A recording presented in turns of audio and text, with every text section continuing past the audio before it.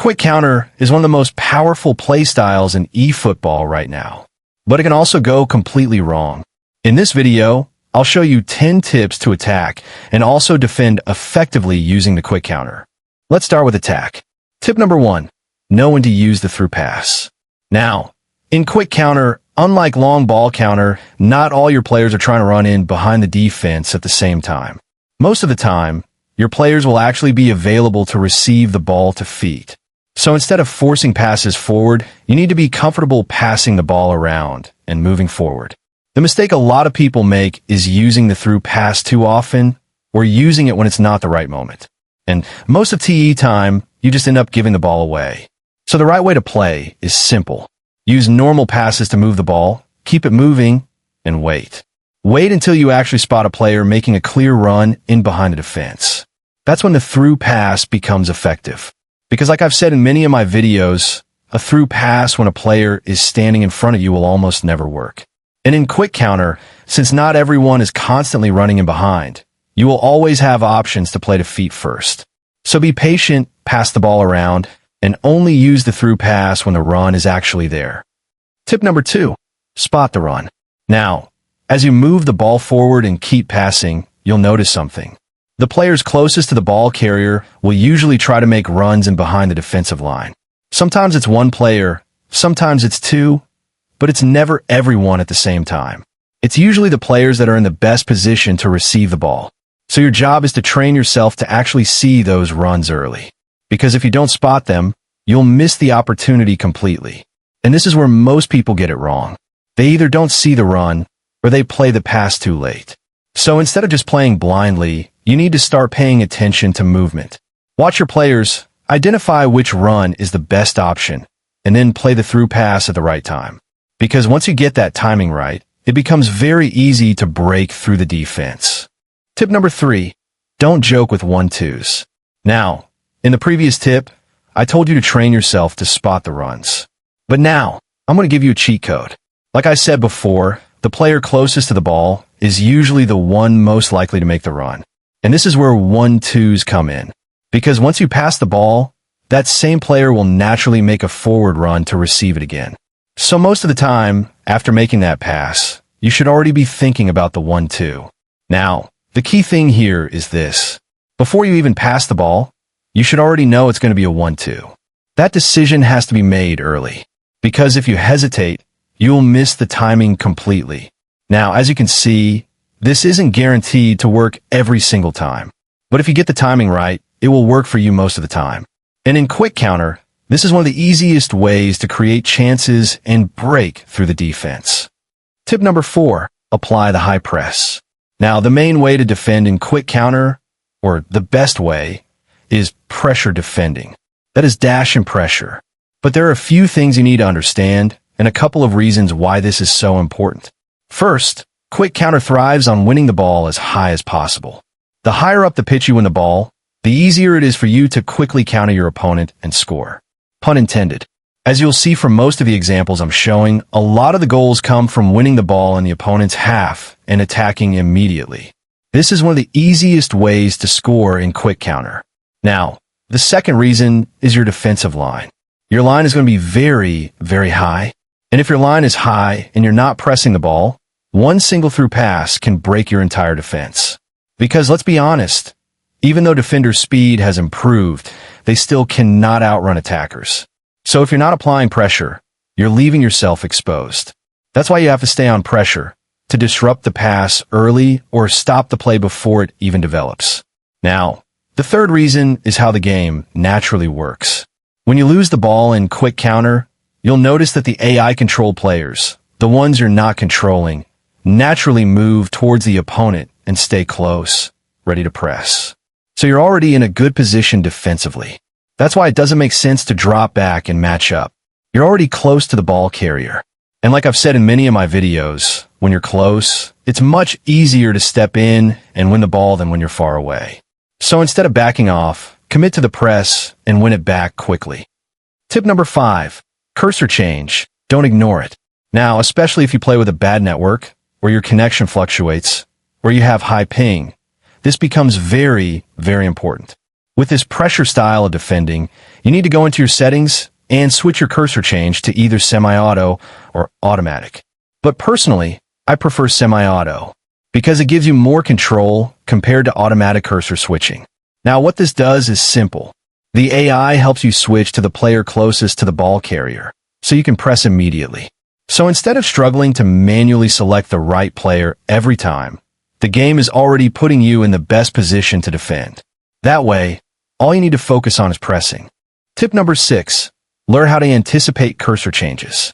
This is something I learned from a friend, and it completely changed my defending. You know those situations where you're pressing in midfield, and suddenly your center back rushes out of position? That's because you didn't anticipate the cursor change. Anticipating cursor change simply means this. You're already thinking about who your next selected player will be before the game switches you. And how do you do that? By reading your opponent's next pass. If you can predict where your opponent is going to pass the ball, then you already know which of your players the cursor will switch to next. Now here's why this is important. If you don't anticipate it, and you keep holding the press button, the moment the cursor switches to your center back, he will aggressively rush out and leave a huge gap behind. But if you do anticipate it, you can react properly. Tip number 7. React early to long balls. Now, this is very important in quick counter because of your high defensive line. Your opponents will always try to beat you with long balls over the top. So the key thing here is your reaction and your anticipation. You have to start reading it early. The moment you notice your opponent is about to play that long pass, you should already be preparing to deal with it. Don't wait for the ball to be played before you react. That's already too late. Now, once you recognize it early, you have to make a quick decision. If you can chase it down safely, go for it. But if you know you're not getting there in time, don't hesitate. Attack the ball immediately and clear it. Because the danger usually comes when you hesitate or try to recover too late. That's when the attacker gets in behind. But if you react early and commit, you stop the attack before it even becomes a problem. So it's not just about your defenders. It's about how fast you read the situation and how quickly you act. Tip number 8. Know when to use direction. Now, this is a very important one, and I actually want you to test this yourself so you truly understand it. Whenever you're pressing, you have to know when to use direction stick. Now, normally, the way the dash and pressure button works is simple. Once you press it, your defender naturally moves in the correct angle to apply pressure. But the moment you start adding direction, things can go wrong. Because at that speed, it's very difficult to be precise with your movement. So instead of closing down the opponent properly, you might accidentally push your defender slightly off the line. And that small mistake is enough to open up your defense. That's why you sometimes see your defense breaking apart while you're trying to press. Now, if you're already close or side by side with a ball carrier, that's when you can introduce direction. At that point, you can guide your defender into the opponent, use physical contact, and try to win the ball. But if you mistime it or miss the player, you've already created a gap. So the safer approach, especially if you're still improving, is to press without using direction. Let the game guide your movement first, then apply direction only when it's necessary. Tip number 9, formations. Now, normally, I'm not someone who tells you exactly what formation you must use. Because the truth is, every formation can work if you understand how to use it properly.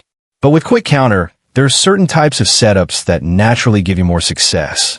And it comes down to this. You want players running from deep, not players who are already standing on the last line. That's very important. So formations with more presence in midfield, especially attacking midfield areas, tend to work better than formations that are overloaded with forwards. That's why formations like 4-2-2-2, 4-2-3-1, and similar setups fit very well with quick counter, because they naturally create those late runs into the box. Now, even when I use something like a 4-3-3, I still adjust it to fit this idea.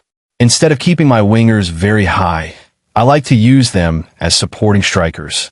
So they drop slightly deeper and then make aggressive runs into the box. That way, I still keep the width, but I also get that advantage of attacking from deep. Now, another very important thing, your center forward. Your center forward must be very reactive and have high acceleration. Because in quick counter, you're not always running long distances. You're attacking short spaces quickly. It's about that first burst of speed. That quick movement when the defender is not set. That's why acceleration is more important here than just top speed. For example, players like Lionel Messi or Kylian Mbappe work perfectly in this system, because once they move, they explode immediately. And that's exactly what you need in quick counter.